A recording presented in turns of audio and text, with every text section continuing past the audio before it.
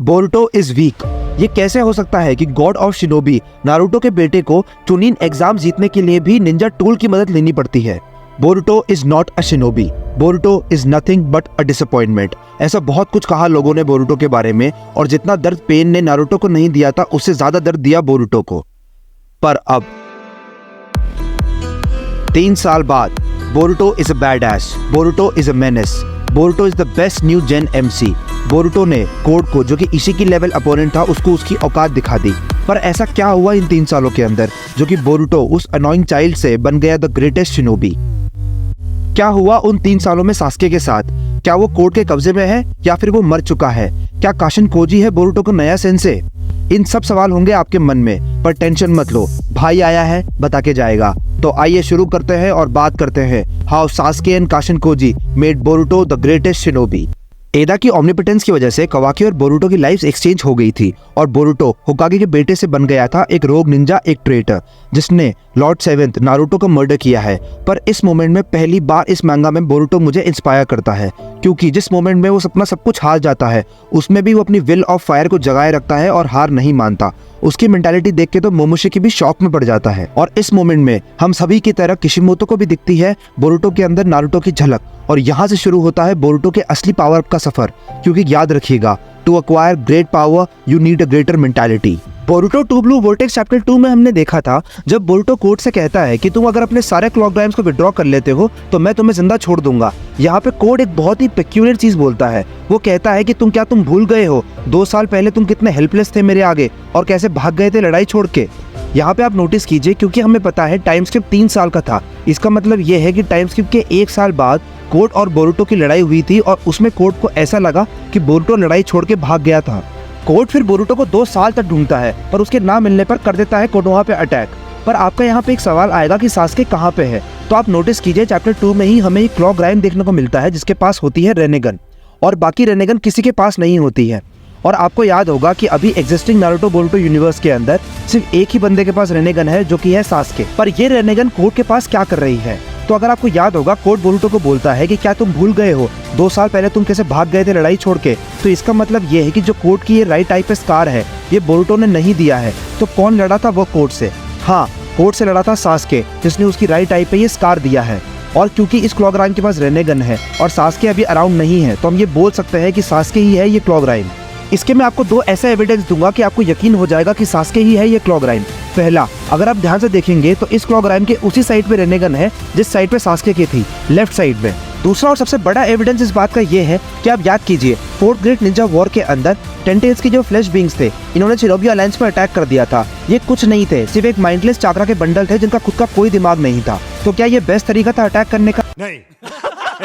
Best तरीका attack करने का ये होता कि अगर टेंटेल्स के चाकरा को ह्यूमंस में मिलाया होता और उन्हें सूडो जिंजिरिकीज बनाया होता। अब आप सोचिए, कोड ने भी अपने क्लॉक राइम्स ऐसे ही बनाए हो, तो मतलब उसने ह्यूमंस में मिलाया टेंटेल्स का चाकरा और अपने क्लॉज, और फिर बना दिए सूडो जिंजिरिकीज। क्योंकि यहाँ पे आप देखिए, ये जो सूडो जिंजिरिकी है मतलब क्लॉक राइम, ये बोल सकता है, और हमने ये कभी भी करते हुए नहीं देखा है किसी भी और टेंटेल को। बहुत सारे ओवर एक्साइटेड फैंस अभी कमेंट करने वाले होंगे कि सास्के की रेनेगन तो डिस्ट्रॉय कर दी थी मोमोशिकी ने, तो तू ये सब क्या बोले जा रहा है? अब आप सोचिए कि सास्के को अगर टेंटेल्स का चाकरा मिल गया हो जो कि कुछ भी हील कर सकता है, तो क्या सास्के अपनी रेनेगन वापस नहीं ला सकता? क्योंकि आप खुद सोचिए, अगर कोड रेनेगन बना सकता था लैब के अंदर, तो क्या वो सिर्फ अपने एक क्लॉक राइम को देता कि सबको? इसलिए ये थ्योरी सबसे ज्यादा सेंस बनाती है, और इसलिए ये है ये क्लॉक राइम सास्के।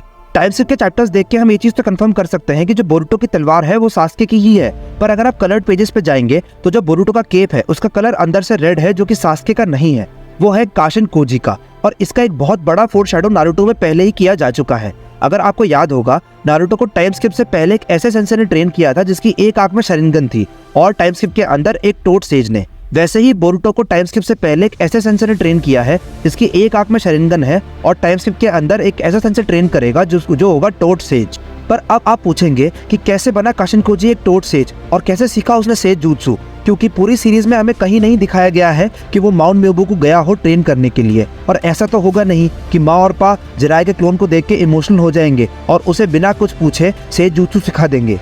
पर आप खुद सोचिए कि क्या एक ही तरीका है सेज मोड सीखने का या फिर सेज jutsu सीखने का? सेज एरिया में जाके ट्रेन करना, मतलब माउंट म्योबोकू या फिर रियोची केव?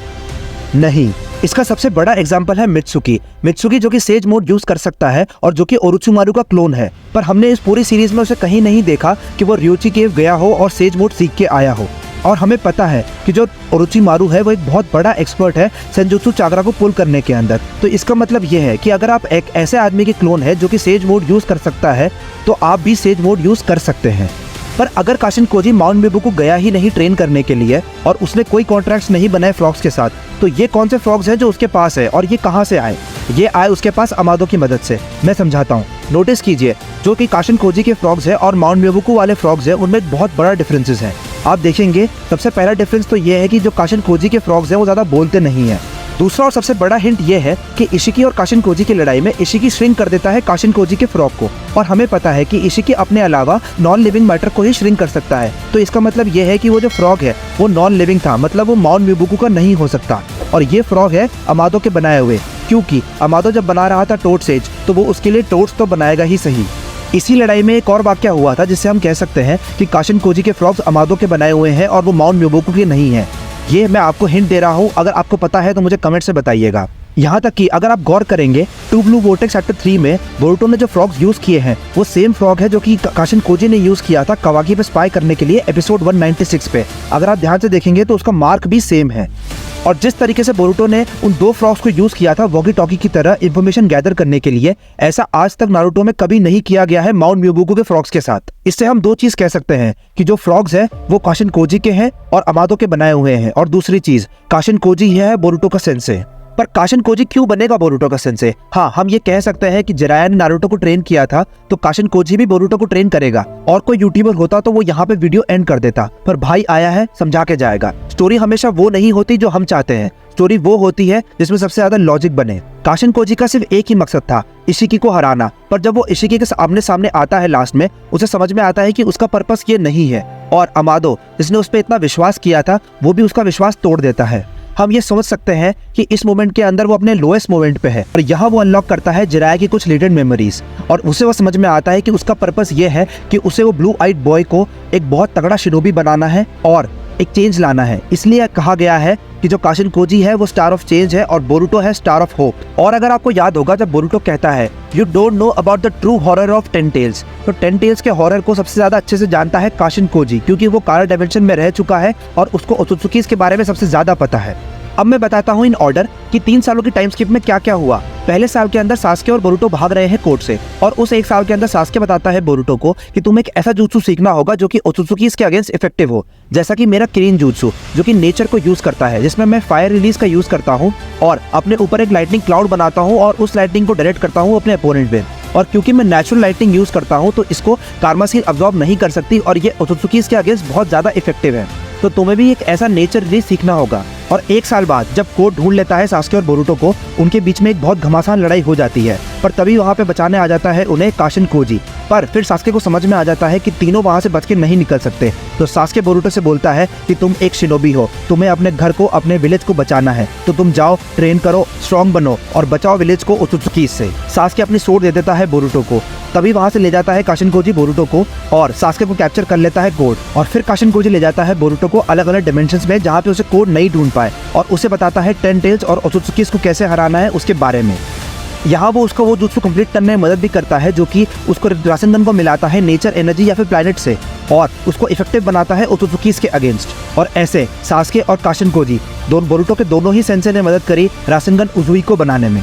और सिर्फ पावर अप ही नहीं दिया है काशिन कोजी ने बोरुटो को बताया कि शिनोबी क्या होते हैं और शिनोबी कैसे जीते हैं। और बोरुटो जो कि एक अनोइंग चाइल्ड था, जो कि शिनोबीज की बिल्कुल रिस्पेक्ट नहीं करता था, वो अपने दोनों सेंसे सास्के और काशिन कोजी को देख के समझ गया कि क्या होते हैं असली शिनोबी। और ऐसे सास्के और काशिन कोजी ने बनाया बोरुटो को the greatest shinobi ever.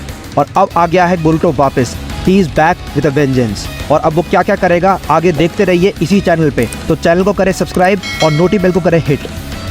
This is Utkarsh Sharma signing off.